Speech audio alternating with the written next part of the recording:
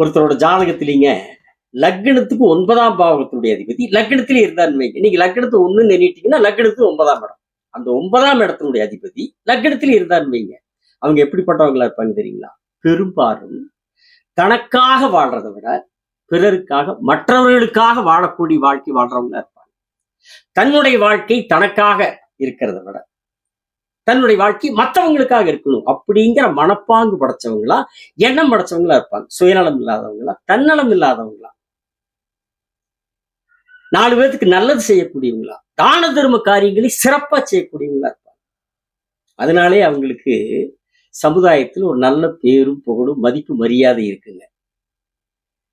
சொல்லப்போனா அவங்களுடைய நல்ல செயல்களுக்காக, உயர்ந்த செயல்களுக்காக தெய்வத்திற்கிணையான மதிப்பே கிடைக்கக்கூடிய யோகமே அவங்களுக்கு கிடைக்கும்.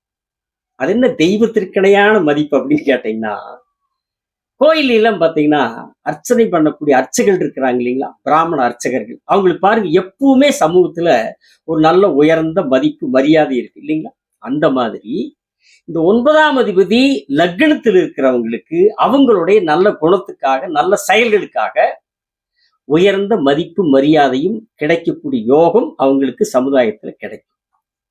அதே நேரத்துல எந்த பலனாக இருந்தாலும் அந்த பலனை முழுமையாக தீர்மானிக்கிறது அவங்களுடைய தனிப்பட்ட ஜாதகத்துல இருக்கக்கூடிய மற்ற கிரகங்களுடைய அமைப்பு தான். சரிங்களா?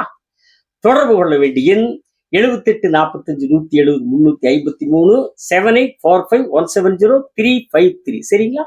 வணக்கம்.